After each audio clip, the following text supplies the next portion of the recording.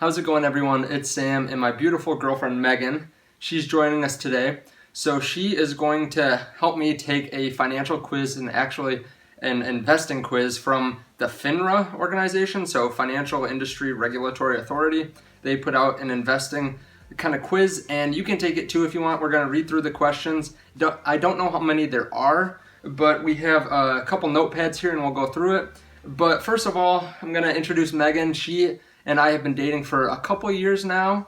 She's not quite as into finance as I am, but she's really supportive, so she wanted to join us in this video. And you know, if you guys want to see her again, we're thinking about doing a series where we start a portfolio from ground zero and start by investing maybe $100 and talk through how I would help Megan set it up if we want to start off with someone that maybe isn't super interested in finance, but looking at investments that are good long-term investments that you don't have to try to get in and out of. And maybe even if you're not interested, maybe this will be good to watch because you can help someone else that you know that's not as into finance start a portfolio. So let us know below if you want to do something like that. Megan, is there anything you want to add? No, I don't have anything. All right. So again, please like the video, comment below, and subscribe if you haven't subscribed. You'll get more Megan in the future. So let's just get it started here.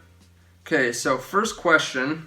If you buy a company stock, you own a part of the company, you have lent the company money, you are liable for the company's debts, the company will return your original investment to you with interest, or don't know, not sure. So take your time. If you're watching along, you can pause it or whatever you want to do. We're just going to take a couple seconds here and write down our answer. There are no letters or numbers here, so we're just going to assume the first one is A, B, C, D, E. So first question. Okay, and at this point, not sure. I'm guessing we have to go through all the questions. Actually, it looks like there are 15 here. So question number 2, if you buy a company bond, you own a part of the company, you have lent money to the company, you are liable to the company's debts or for the company's debts, you can vote on the shareholder resolutions, and don't know, not sure.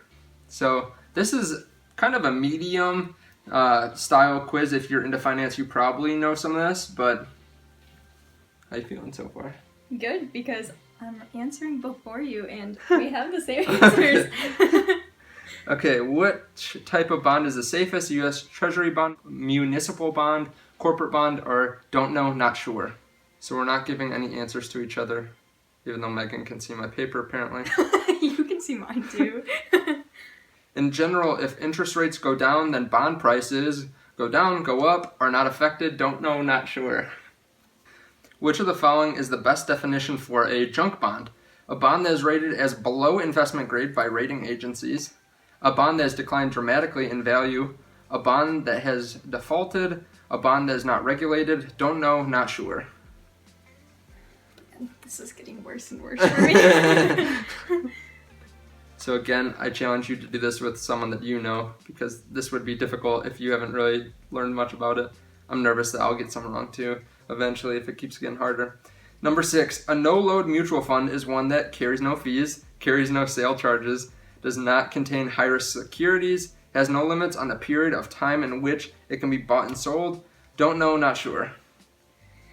I don't know why anyone would pick E on these, but Might as well guess. yeah, it's not none of the above. It's just don't know, not sure.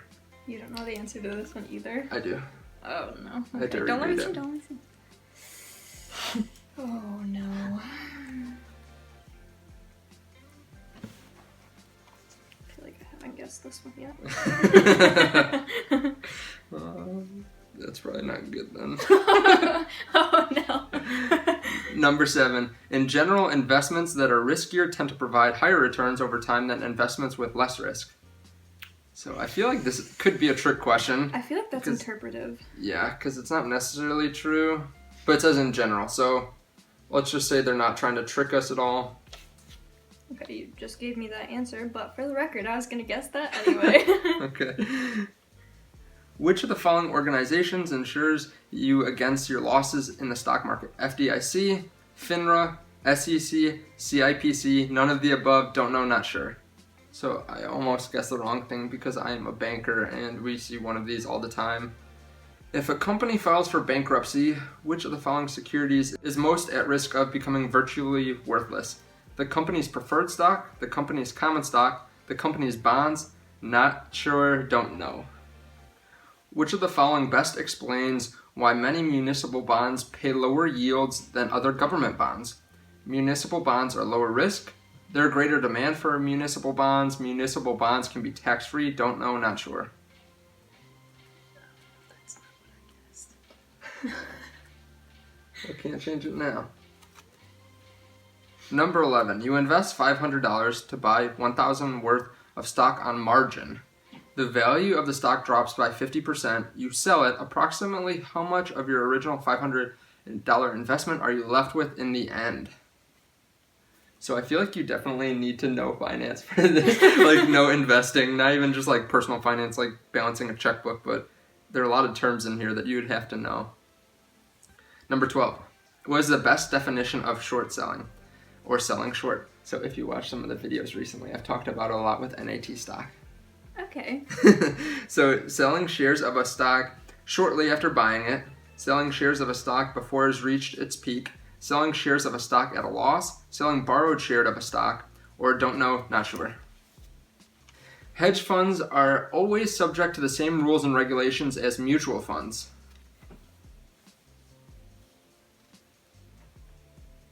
So I don't do any talk about hedge funds on this channel.